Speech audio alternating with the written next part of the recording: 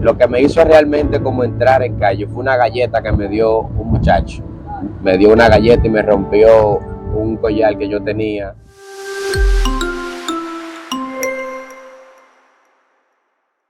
Dios les bendiga, Dios les guarde, que la paz que sobrepasa todo entendimiento sea contigo y con los tuyos hoy, mañana y siempre. Este es tu programa Favor y Gracia. Estamos muy contentos porque nos acompaña hoy una figura conocida por ya muchos de los que estamos en la fe, una persona que amamos, una persona que conocí hace mucho tiempo, mis hermanos, pero conocí primero la fama de mi hermano Rafael Germán. Primero conocí, porque lo conocí a través de mi hermana Yasori, que me vino un día loca de una predicación que escuchó de mi hermano y eso fue tremendo. A los meses entonces logré ver por primera vez a mi hermano Rafael. Me di cuenta que participábamos del mismo concilio, Arca de Salvación, y fue para mí más que un placer conocer a mi hermano, un hombre de Dios tremendo en el Señor, y nos place en esta mañana pues tener a nuestro hermano con nosotros.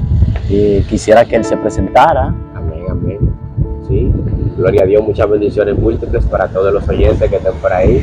Agradezco al Señor este espacio, ya que dentro de su flujo y beneplácito estamos aquí compartiendo. También agradecido y me siento honrado, pastor, por tal presentación, muy amable. Dios bendiga a todos los que estén ahí. Esperemos que esto les sea de grandes bendiciones para todos y muchas eficacias en el hogar, la familia y todo lo concerniente a ustedes. Amén. Voy a abundar un poquitito más con Rafael Germán. Yo siempre he invitado a Rafael Germán a predicar porque me gustó la trayectoria de Rafael Germán. Un joven íntegro, un joven que ha sido ejemplo para muchos evangelistas que quisiera pues, pudieran copiar el ejemplo de mi hermano. Y quiero saber de dónde viene Rafael Germán. ¿Quién es Rafael Germán? ¿Quién es su mamá? ¿Quién es Rafael Germán? No suena bonito mi lugar de procedencia porque le dicen Bajo de Jaina, ya que uno de los municipios de mayor contaminación, se podría decir así. En una encuesta realizada de los municipios más contaminados, Jaina salió, creo que fue en primer lugar. Pero así como de Nazaret la gente no esperaba que podría salir algo bueno, y de ahí salió el Mesías, Jesucristo. De Jaina salió una bendición de Dios para la República Dominicana y para algunos otros países también que conecten, escuchando y siendo bendecidos por este ministerio. ¿Quién es tu mamá? Mi madre y pastora es María Antonia Germán. Esa es mi pastora, actualmente me congrego en la iglesia que ella pastorea a Jesús llegó. Amén. Eso está ubicado en Villapenca de Jaina. ¿Significa que Rafael Germán nace en un hogar cristiano o su mamá no era cristiana cuando nació? Mi mamá se convirtió por un proceso que pasó entre la conducta de mi padre, ya que mi padre no fue un buen padre que digamos. Él abandonó yo teniendo 1 año, entonces en ese proceso una madre soltera, sin trabajo, no profesional, ella en medio de su proceso, teniendo yo 1 año, se dedicó al Señor como buscando un refugio de vida. Entonces a partir de ahí ella me llevaba a la iglesia, pero uno como niño, uno iba adquiriendo la costumbre de la iglesia, pero no estaba radicado como miembro oficial. Entonces ya como a la edad de los 12, 11 años por ahí o 13, decidí decirle a mi madre que yo no iba a ser cristiano, que yo no era para eso, y que si yo qué. Me tomé un tiempo de vacaciones y regresé como a los 18 y pico para 19. Pero yo quiero que tú me hables de esas vacaciones. Bueno, vacaciones que salieron caras, ministro, porque en 4 años y medio por ahí que tomé, hice cosas que hay gente que con 20 años no ha hecho, porque fui influenciado por el barrio. Sí, haciendo memorable, lo que más afectó mi vida en ese trayecto de vacaciones fue que me uní a una pandilla llamada Los Pinas Records. Pinas Records. Sí, eso era en los tiempos que no se usaban las naciones, estaba Los Pinas Records, los Ñetas, los Blon, los Scorpion, los Trinitarios, etc. En esos tiempos había muchos problemas. Yo no estaba integrado oficialmente en la pandilla, pero yo cantaba rap. Entonces el jefe de la pandilla también, e hicimos canciones juntos, y en medio de ese vínculo ya yo estaba perteneciendo al grupo indirectamente, y me fui integrando poco a poco, y ya los problemas de él, ya yo entendía que tenía que andar armado, porque eran gente peligrosa, con muerto abajo, tú sabes. Entonces de ahí fue que fue naciendo realmente la parte delinque en mi vacación. Oh, de delinquir. Exacto, o sea, la delincuencia y todo eso. Okay. ¿Qué te acuerdas ¿Qué momento fue el más difícil estando tú cogiendo esa vacación? Lo que me hizo, exacto, lo que me hizo realmente como entrar en calle fue una galleta que me dio un muchacho. Me dio una galleta y me rompió un collar que yo tenía con los tribí de los colores de los Pinas Records. Entonces yo me puse el collar por ser bacano, porque todo el que está en la calle lo que quiere es tirar pinta, ser bacano. Y más yo que vengo de un hogar cristiano donde no aprendí calle y me dieron una buena educación. Pero yo recuerdo que yo estaba enamorando a una joven en un parque, el parque del distrito frente al ayuntamiento ahí en Jaén.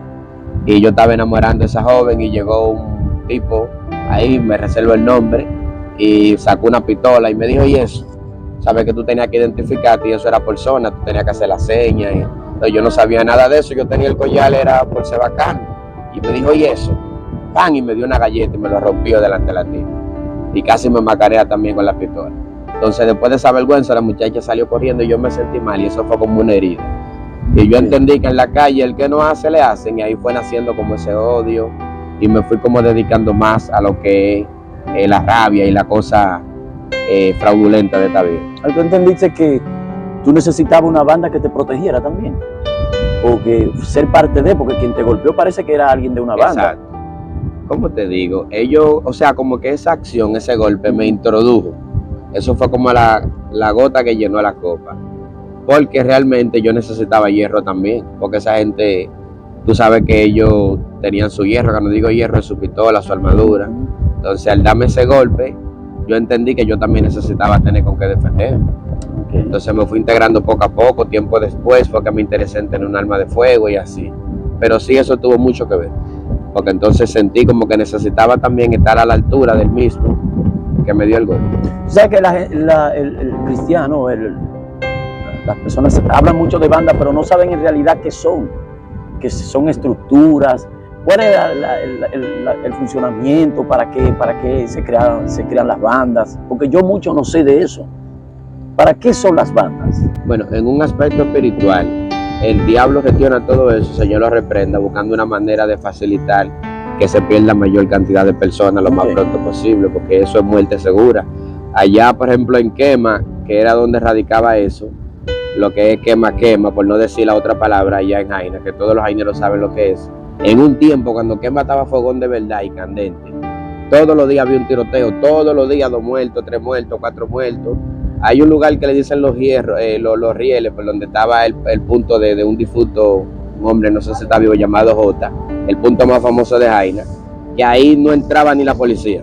Eso era como la 42 del Capotillo. Ahí cualquier vieja te sacaba un chagón con perdigones de 12, una chilena al mar, y eso era un problema. Entonces, el factor de la nación es como implantar quien manda.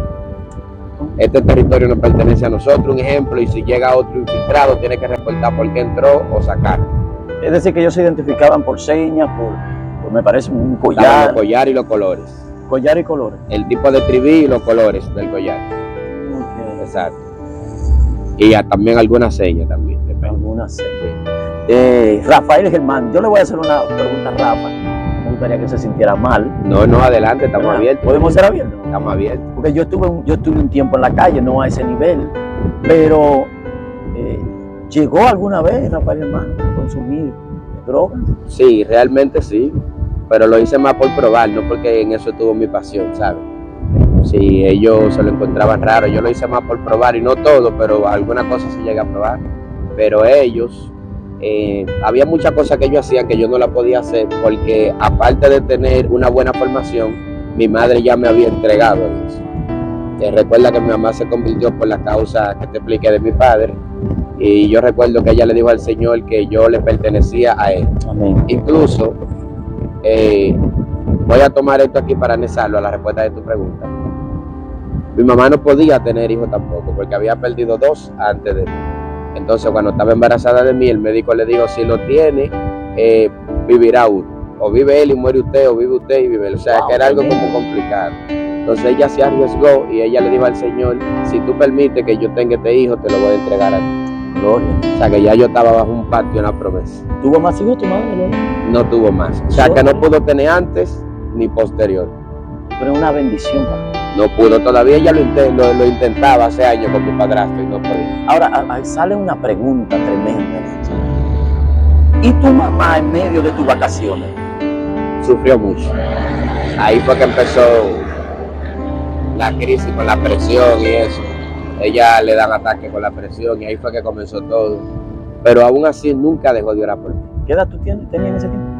Algunos 15, 16, porque fue como a los 13 por ahí que me descarrié. Es decir, único hijo de un milagro, Exacto. una promesa hecha a Dios, y de repente la Exacto. madre que había hecho una promesa a Dios, que cría a su hijo como quien dice en el evangelio, ahora ve al hijo metido en una banda. Y con problemas. ¿Escuchabas a tu madre orando por ti, clamando? Sí, claro que sí, de madrugada. Ella se levantaba a las 5 de la mañana para trabajar en Fenwell, creo que así que se pronuncia eso. Es la zona franca de allá de Jaina. Okay. Y ella siempre oraba por mí. Pero recuerdo algo importante, que una vez se armó un juidero y un tiroteo en el patio. O sea, en el patio de la casa donde está, porque yo fui formado en un patio donde estaban todos mis tíos a la redonda. Los hermanos de mi mamá, mis abuelos, todos ahí juntos, de parte de mi abuela, nada más, la familia completa. Entonces, yo recuerdo que una vez se armó una persecución y nos estaban siguiendo algunos, y yo corrí por el patio, me subí en un laberinto corriendo, y entró alguien armado, y creo que había hasta mi padrastro en cuero en la casa. Y eso fue un lío. Después de eso tuve problemas con mi padrastro también, en fin, que yo recuerdo que un día, por las oraciones de mi madre, yo andaba con un muchacho llamado Johairo, hermano de Francisquito, uno de los colegas míos más full, con lo cual yo compartí allí en la calle. Y él le tiró el motor arriba a un policía, de estos policías que se paran y que a cobrar peaje de noche, que uno sabe que no están en función, que lo que están en búsqueda, buscando su peaje. Y le tiró el motor arriba al policía. El policía rastrilla y tira, empezó a soltar par de plomazos, tirando pepa. Sin embargo, yo estaba borracho. Entonces se dice que cuando una gente está borracho, tú no sientes los tiros cuando entran, tú los sientes después de que está dentro. Ok, eso yo no lo sabía. Sí, dicen eso, de que por el alcohol. Entonces, en medio de los tiroteos y la cosa, yo pensaba como que yo estaba baleado porque yo estaba borracho. En verdad, nosotros los dos estábamos ebrios. Y cuando yo llego a la casa asustado y preocupado, mi mamá me puso la mano en la cabeza y me dijo, mi evangelista. Y yo dije, si esta mujer supiera de dónde yo vengo. Sí, pero el que no sabía era yo, que mientras yo corría peligro, ella estaba orando por mí en la casa. Gloria a Dios. La oración de una madre. Quiere decir, tú tienes padrastro y tu papá. Correcto. Mi padre, tengo una situación que resolver con él, porque yo vi a mi papá 2 veces en lo que tengo de vida. Yo vi a mi papá cuando yo tenía 8 años, cuando tenía los 14 y 15, él fue a verme, pero yo le tenía mal resentimiento, tú sabes cómo es. Sí, claro. Y lo amenacé, le dije que no me fuera a visitar, que si me va a visitar otra vez, que llevara su caja. Le di una amenaza. Eso fue en los tiempos que tú estabas de vacaciones. Exacto. Entonces después de ahí no lo vi más y creo, no estoy seguro, pero creo que lo llegué a ver yendo para Sosúa. Yo estaba en la guagua Metropá, iba para Sosúa, hicimos una parada en Puerto Plata y se subió un hombre igualito a mi padre. Entonces, él iba de camino, yo estoy en la parte de atrás, siempre me gusta estar como atrás solo. No sé, fue algo extraño, porque él iba caminando como en el medio, así como que iba a sentarse atrás de la guagua también. Y luego chocamos miradas y él se queda mirándome y yo lo miro. Y yo digo, pero esto me se parece a mi papá. Pero mientras yo lo miro, él también me mira. Y duramos fracciones de segundo ahí mirándolo. Y de momento a otro, él, en vez de seguir como iba, se devolvió y se sentó adelante. Y algo como que empezó a latir. Y yo dije, cuidado si ese es mi papá. Pero nunca lo pude comprobar porque no me levanté. Rafael Germán, ¿puede el padrastro cubrir lo que tú quizás querías de tu papá? Porque dijiste que tienes algo que sientes que tienes que resolver con tu papá. Exacto. Sí, ¿sintió Rafael Germán que el padrastro le dio la cobertura que necesitaba como hijo de su padre? Sí, él es un buen hombre realmente, sí, es un buen hombre y creo que se portó bien en el rol de padrastro y también como esposo de mi madre. Okay. Pero en sabienda que son cosas que ya nosotros entendemos, casi es difícil como ese vínculo perfecto entre un padrastro y un hijastro, porque ya él me encontró con una edad como de 13 por ahí años, no sé, o 10, no recuerdo con exactitud, pero ya me encontró un adolescente. Entonces tú creces, por ejemplo, 10 años sin ver a un hombre como tu padre, se te hace difícil telepáticamente y psicológicamente aceptarlo como padre, porque tú lo miras como un extraño. Pero esas son las riñas fuertes en una casa cuando hay hijastra, hijastro, casi no se llevan bien con los padrastros. Aquí viene una pregunta importantísima, porque Como te pregunté, tu madre sufrió mucho, Sí, mucho, pasó bastante. muchas situaciones muy difíciles, Bastante. porque la promesa que ella le había hecho a Dios no le estaba viendo cumplirse, pues ella estaba en la calle. Y ese día que Germán decide volver a los pies de Cristo, ¿cómo fue? Sí, yo creo que mi mamá se prendió y habló lengua. Me puedo Sí, imaginar. porque ella no lo creía, en verdad. Yo, a raíz, lo que me ayudó a mí realmente a convertirme fue en el terremoto de Haití, por ahí, cuando el primer terremoto, que fue como en enero, y yo me convertí un 19 de febrero. El terremoto en Haití fue en enero, y en esos tiempos ya yo estaba como, no sé, ya Dios me estaba preparando. Yo tenía 5 meses de una recuperación por un golpe que me habían dado en la espalda, que de hecho, exacto, y cuando estaba en el hospital el doctor me dijo que yo no iba a caminar según él y los diagnósticos. Ah, pero el golpe fue fuerte. Sí, ministro, porque yo ¿Qué pasó ahí? revolvía, yo era maestro en una panadería. Okay. Yo estaba en una Alteza revolviendo y mientras yo revolvía, él entró porque ya me estaba acechando, era un ajuste de cuenta. Asunto de bandas. Exacto, entonces mientras yo estoy revolviendo ahí, amasando la harina, estoy inclinado, porque tenía que inclinarme para poder revolver. Entonces él agarró con un tubo de horno y me dio primero por aquí, por la cadera. Entonces cuando me dio el primero, ahí plan, yo sentí que esa pierna se me encalambró. Sentía calambre y corriente en las dos piernas, por esa no me la sentía. Okay. Y cuando hago así, con la mano sucia de harina, para ver quién es que me dio, que me abra así, entonces me da la otra aquí, como por debajo de los hombros ahí. Okay. Y cuando me da esa otra, entonces ahí yo caí en el piso, cuando me da esa otra. Entonces, en medio de ese proceso, yo duré como 30 minutos tirado en el piso porque no me podía parar. Pero no inconsciente, estabas consciente. Exacto, pero tenía el cuerpo lleno de corriente, porque me afectó la escoliosis. Sí. Me rompí una escoliosis ahí con el primer golpe. La espina dorsal. No, porque si fuera eso no estuviera caminando. Ah. Pero fue una escoliosis, parte de los nervios como entre la espina, como por ahí, como entre la médula espinal, por ahí, qué sé yo. Pues yo no soy médico, pero te digo más o menos lo que yo te decía. Sí, entonces, cuando estuve en la cama, que el doctor me tira la placa y el asunto, dice él que yo no iba a volver a caminar. Entonces, cuando él dice eso fue como un golpe. Eso me dolió más que los mismos dos batazos. ¿Tu madre estaba ahí? No, porque eso fue en Valsequillo, en el molino donde yo trabajaba, donde estaba la panadería. Entonces hay un hospital cerca y me llevaron a ese hospital. Entonces mi mamá todavía no se había presentado, la noticia no le había llegado. Él te dice eso, tus piernas no se mueven o estaban acalambradas, tú le creíste. El calambre, yo no podía estar de pie. No podía. Le vio las radiografías, vio. Exacto, entonces él tiró la primera y él dice que él vio algo como que yo no iba a caminar, como algo así, como que era difícil que yo caminara. Entonces yo empecé a llorar en mí, dije, Señor, pero si es verdad que tú me estás llamando, si es verdad que mi mamá habla contigo, si es verdad que tú tienes un ministerio conmigo, no permita que yo quede así. Dame mi pie bueno para yo predicar tu palabra, permite un milagro. Y él vuelve y me tira otra placa. Entonces él la mira al lado y él dice, aquí hay algo raro, dice el doctor. Sí. Porque en una dice una cosa y la otra dice otra. Y él vuelve y tira la tercera y las dos últimas salieron iguales, diciendo que yo podía caminar diferente a la primera. Gloria al Señor. La gloria de Dios. ¿Tú sientes que ahí se acabaron las vacaciones, Rafael? Fue parte. Porque aunque yo me llené de odio y quise comprar un arma y de todo, y salí a buscar la venganza y de todo, duré como 3 meses y algo por ahí, creo, en recuperación, y después de eso tuve más problemas y más problemas. Ya no podía trabajar tampoco, no tenía entrada, no tenía cómo comprar ropa.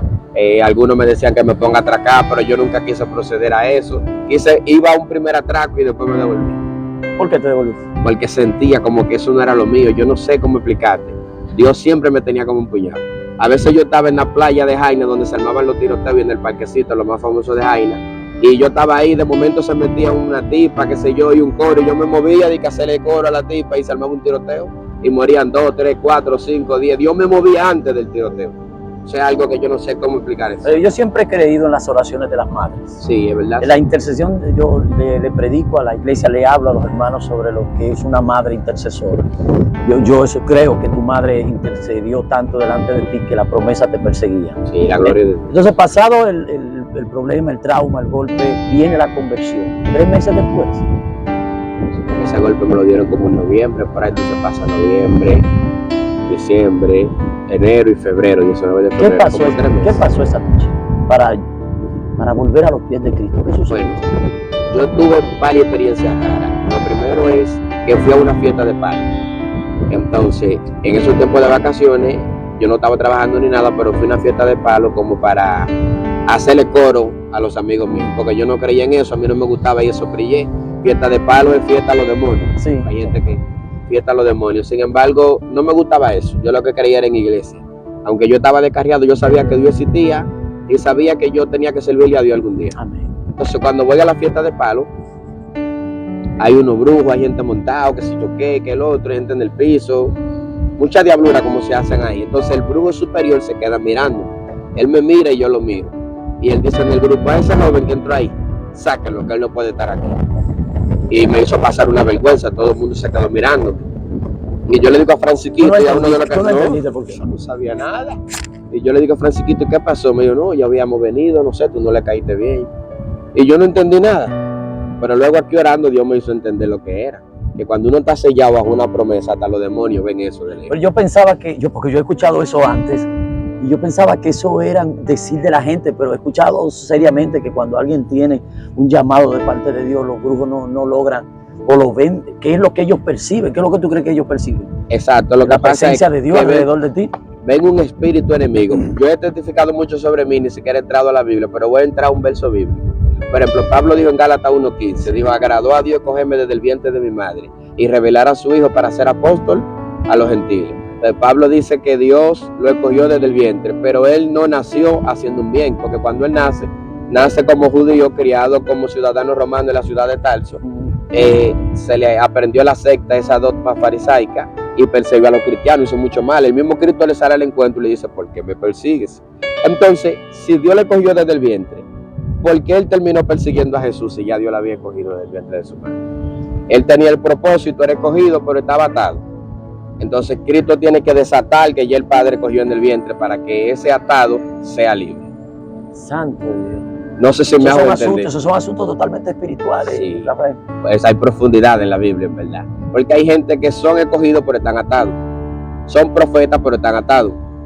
Son escogidos como misioneras desde el vientre de su madre pero están atados.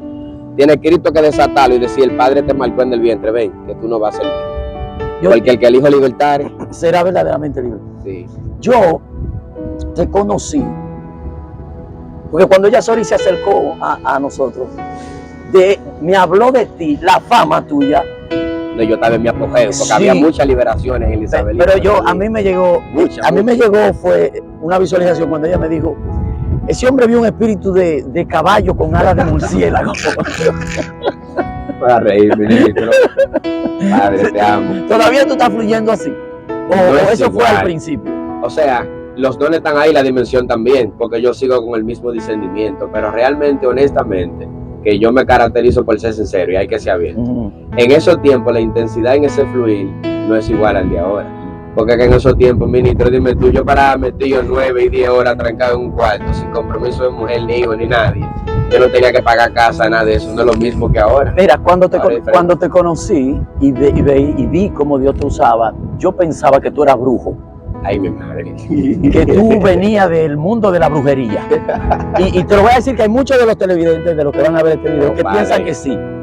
Pero ahora en el testimonio que tú me estás hablando, Rafael Germán es un muchacho que viene de las bandas, de la delincuencia, no de ese mundo. No, no. Disculpa, aprendí con mi tío porque tenía un altar también. Aprendiste Y ahí conocí los nombres de los demonios porque él bregaba con eso. Exactamente, pero eso tú no tenías una marca como, es decir, tú no tenías un contrato con el diablo. Porque los demonios no me querían. El tío mío le regó maní, una pulsera y una cosa, le dio de que maní, le daba maíz, y le decía de que los seres le iban a regalar mochila, que le iban a hacer famoso y qué sé yo, que a toda la familia. Sin embargo, no pudo ofrecérmelo a mí, yo no sé por qué, parece que los demonios como que se lo prohibieron. Como que él entendía que no podía ofrecérmelo a mí, no sé por qué. Estás hablando, me hablaste del apóstol Pablo, la selección de Dios del apóstol Pablo. Y yo tenía esa pregunta, yo quiero hacerte esa pregunta. ¿Qué tú crees que se debe? Que Dios te use, porque ese es el fuerte de tu llamado ministerial. Óyeme, que tú eres un exegeta extraordinario. Sí, la gloria de Dios. Hay que sentarse a escuchar a Rafael Germán durante 15 minutos haciéndose una exégesis de Génesis hasta el libro de Apocalipsis cuando va a tratar un tema. Sí, la gloria y eso de Dios. yo me gozaba tremendo. Pero el fuerte de Rafael Germán es ese asunto de la liberación. Y el discernimiento. No, porque el discernimiento es obligatorio para tú saber. No sé si te acuerdas cuando te llevamos a un sitio donde yo pensaba montar la iglesia, que fue en una esquina ahí en Brisa, Sí, recuerdo, que claro. ahí se abrió una manifestación, que eso fue una cosa tremenda. Que creo que llegó un chin tarde también. Una ese cosa día. tremenda, sí. Sí, Yo sí. creo que yo te Tuve llevé que hasta mandarme que... a buscar con alguien. Exacto, Sí, yo recuerdo, yo sí. recuerdo. Rafa, ¿a qué se debe? ¿Qué tú entiendes? ¿Por qué tú entiendes que Dios te usa tanto en esa área si tú no eras una persona de ese mundo? ¿Se debe esto a que Rafael Germán en sus inicios era una gente que buscaba constantemente o tú entiendes que Dios te dio ese don desde el principio, de tu fundación, de tu creación? Bueno, realmente yo creo en las dos cosas. Hago una verdad con las dos opciones que tú presentes la pregunta. Como por ejemplo, mi mamá decía que cuando yo, todos los viernes a mí me daba algo. Cuando yo estaba chiquito, como que todos los viernes a mí me daba algo. Ella dice que cuando no era una alergia, era una fiebre, que era algo, que si yo qué, todos los viernes 13, que a mí me pasaba algo, según ella. Entonces luego ella dice que cuando ella se convierte, tiempo después, un profeta le dijo, ese muchacho, Dios lo ungió y los demonios lo están persiguiendo. Me cuenta ella. Ahora bien, en mi experiencia ya adquirida, mi propia experiencia, yo recuerdo que yo, en medio de ese proceso con el altar de mi tío, yo decía, ¿cómo es posible que él esté consultando a Satanás? Que los demonios suban, que él esté vendiendo cosas, haciendo de todo ahí, con una pared divisora entre su casa y la de mi madre. Estábamos juntos. O sea, una pared divisora es como quien dice una casa, porque se podría decir una misma casa. Y él consultando de un lado y haciendo de todo de un lado, y nosotros cristianos de otro lado. Yo entendía como que el diablo y Dios no podían compartir paredes. Sí, ¿verdad? Yo todos los días sí, no sé, yo me creía como un Superman espiritual. Y yo decía, te ato, fulanito, te reprendo, fulanito. Es decir, que tú estabas ensayando tú en las vacaciones. No, te hablo ya en tiempo ya, yo siendo cristiano. Ya tú siendo cristiano, ya tú comenzaste a experimentar ese. Yo reprendía, te ato, y cada vez que yo escuchaba el machete y la campanita, yo te ato, fulano, y te ato. Y hacía como mucha guerra espiritual. Pero donde inicia todo esa dimensión para yo operar en ese discernimiento fue en 21 días de ayuno que yo hice. Yo hice 21 días de ayuno, lo hice con Huáscar, Juan Manuel Campuzano, el hombre que Dios usó para enseñarme a buscar a Dios, orar, que hoy en día está pasando un procesito. Y yo recuerdo que en esos 21 días de ayuno nosotros empezamos a orar, veíamos los testimonios de Ricardo, el que oró las 8 horas, que Dios lo llevó al cielo, los 7 jóvenes que fueron al infierno en esos tiempos. Exacto. Esos eran los testimonios, ¡boom!, de esos tiempos. Tan viejitos y esos testimonios. Sí, pero en esos tiempos, de nuestra ¿tú sabes? época. Sí, entonces yo le dije a él, si ellos pudieron, ¿por qué nosotros no? Yo le dije, vamos a ver si es verdad que Dios trató con ellos, vamos a meternos nosotros 7 días, a orar 7 horas los 7 días, para que aquí se meta algo espiritual y estos tiempos. Pero otros lo han hecho y no ha pasado eso. ¿Por qué tú entiendes que contigo sí hubo una diferencia? Es que a veces hay gente que simulan un hecho, pero su corazón no está ahí. Explícame eso. Si tú oras con comunión, porque tu corazón está entregado en la oración, y viene otro y ora y no tiene comunión, su corazón no estuvo en la posesión de su cuerpo. Por eso Pablo dijo, vosotros no sabéis orar, porque no sois vosotros los que oran, sino el Espíritu que muere en vosotros. Entonces hay cristianos que duran 7 horas de rodillas, pero no oraron. Porque su espíritu no está conectado con Dios. Porque no tuvieron comunión, no hubo conexión. Entonces cuando tú, porque uno lo ha probado, todo el que ora mucho uno lo ha probado, hay veces que uno se tira, uno dura 5 horas, mirando el reloj, mirando esto, desesperado, pensando, está abriendo los ojos. Uno no oró. Yo duré 6, 7 horas de rodillas, pero no oré. Pero cuando yo conecto con el Padre, no tengo necesidad de mirar el reloj. Porque cuando estoy entretenido con mi Padre, el tiempo pasa y yo no lo siento. La atmósfera eterna se mete. Exacto, y ahí es mi espíritu que está orando conmigo. Por eso ya mi espíritu no siente presión con el tiempo. Porque yo te digo esto, porque yo he visto muchos evangelistas que se meten, no, incluso viven en el monte, porque tú los ves ahora que hasta lo suben, que también es otra vagabundería que ahora se han cogido con estar grabándose en el monte. Pero cuando bajan no sucede nada de eso. Pero quiero hacerte esta pregunta. Háblame del video que yo veo por ahí. ¿Cuál es? Ese video que tiene que ver mucho con el Ministerio Tuyo de la Liberación del Señor del Machete. Ah, eso fue allá, por tu barrio, por ahí. ¿Fue por allá? Fue en Brisa, eso sí. Yo creo que fue el mismo Manuel, el que tú me hablaste ahorita, Manuel Johnson. Fue el que me invitó. Hermano Manuel Johnson, si te bendiga, mi hermano. Sí, amigo, un abrazo. Se le estima mucho. Y ese hombre llegó así de la nada con un machete y unos asuntos raros, como unos pañuelos, como unos conjuros, los machetes, una cosa, endemoniado. Y yo vi muchos cristianos empantados, sí. Se mandaron. Yo vi cristianos así. Ese hombre hizo así con el machete, hubieron muchos que tiraron para acá. Cualquiera se manda. Sí, entonces yo realmente cuando yo vi eso, yo lo que dije fue porque hay dos factores.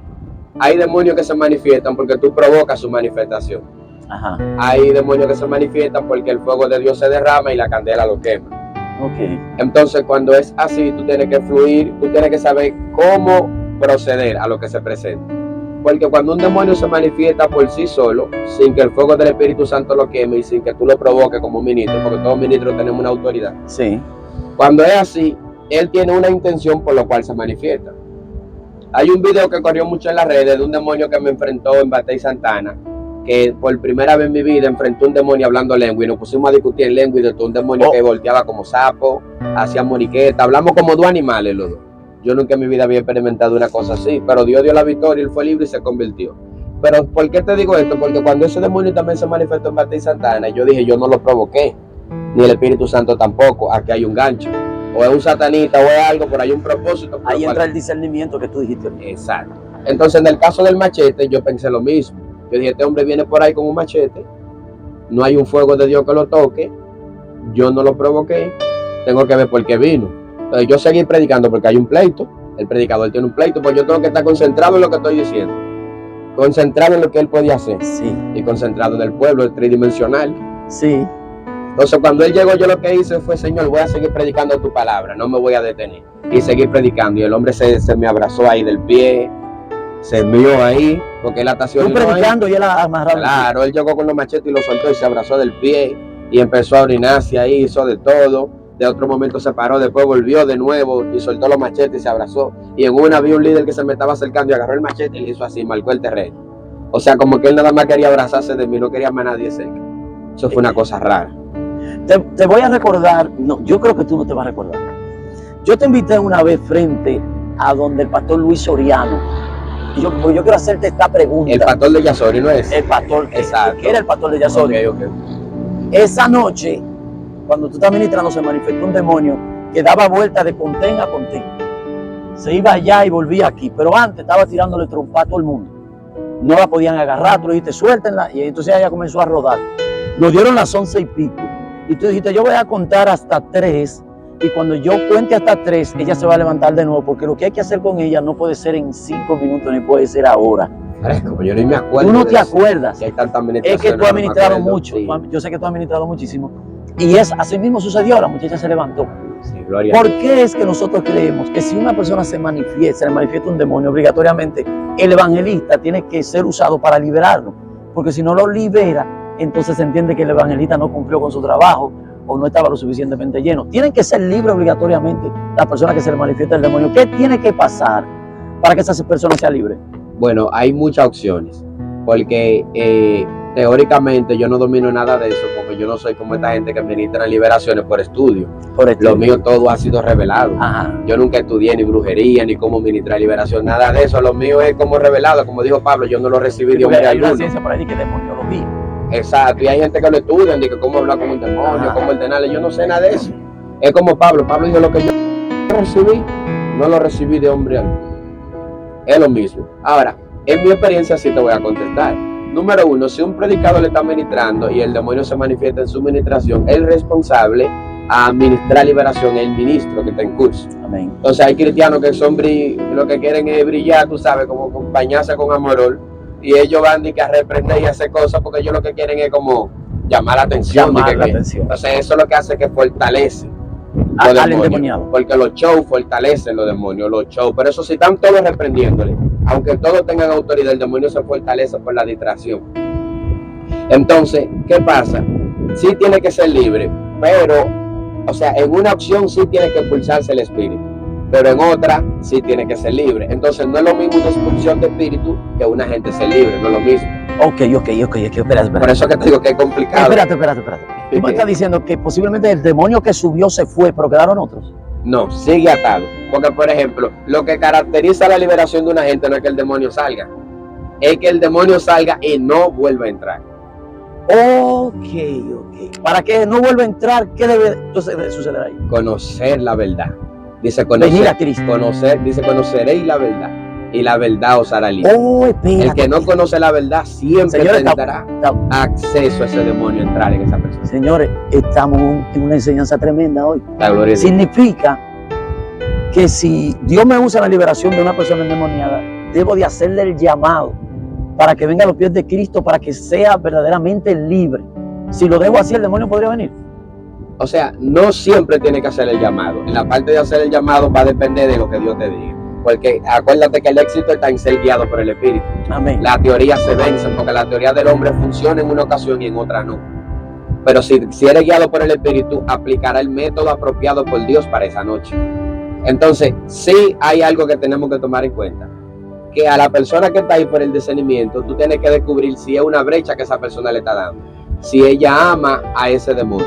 Porque si es así, por más que tú reprendas los espíritus salgan, ese cuerpo le pertenece a ellos y ese cuerpo lo ama. Desde que ella salga del culto, los demonios entran, pero no entran solos, porque buscan 7 hombres fuertes peores que él para reforzar el hábitat y que no lo vuelvan a expulsar. O sea que se duplica la atadura indirectamente. Señores, Dios les bendiga, Dios les guarde. Yo me he ido lejos escuchando a mi hermano Rafael Germán y sé que vamos a tener que invitarlo nuevamente, ya que hay mucho que hablar con mi hermano Rafa. Gloria a Dios. Pero no, yo no quisiera irme sin hacerte esta pregunta, Rafa. Siempre he escuchado que los ministerios, cuando se mueven en la liberación, así como se mueve tu llamado, pasan grandes dificultades. ¿Has pagado un precio por ese ministerio? Sí. ¿Sientes que has tenido grandes batallas en tu vida por causa de ese llamado? Sí, realmente sí. La peor batalla que yo enfrenté en toda mi vida la transcurrí en un periodo de 5 años. Por una amenaza que me hizo un espíritu estando en Colombia. Y me dijo, tú no tenías que venir aquí, me dijo, yo conozco tu casa, conozco tu familia. El demonio sube en una mujer que no conoce mi familia, la mujer. O sea que realmente lo que me habló fue el demonio, no la mujer. Porque me dijo, yo conozco tu casa, conozco esto, me dijo, no tenía que venir aquí, voy a destruir tu casa.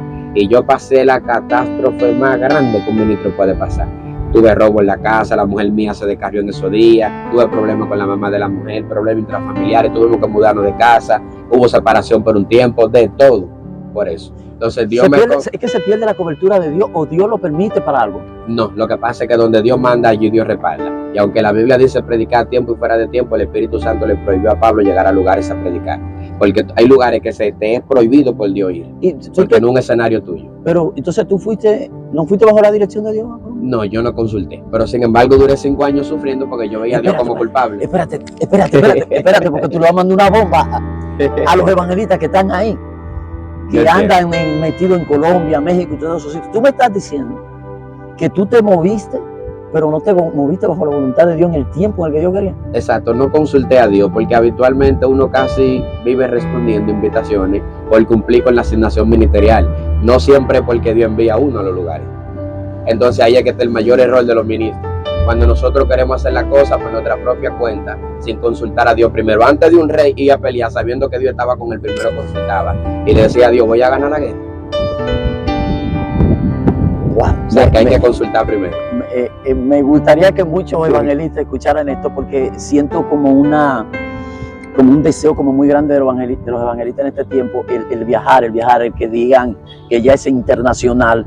Y entonces me está dando un tópico ahora tremendo con respecto de si me estoy moviendo para otro país sin la voluntad, sin estar en la voluntad de Dios. Pues me acuerda el caso de una hermana que ya murió, mi hermana Idalisa de Jesús, mi querida, no sé si te acuerdas de ella, una adoradora de aquí de la Isabelita, que me confesó una vez que cuando fue a Colombia, ella vino con esa enfermedad de allá por una bruja que le lanzó un dardo, y hoy mi hermana falleció ya hace un tiempecito.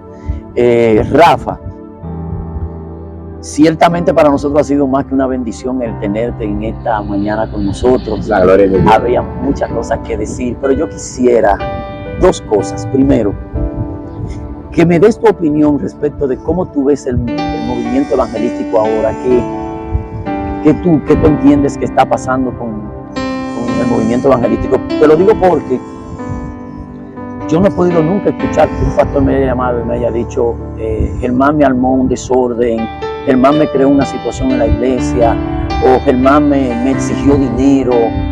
¿Qué tú opinas de los evangelistas? ¿Cómo se está moviendo el evangelismo de este tiempo? ¿Es bíblico o es cosa de hombres?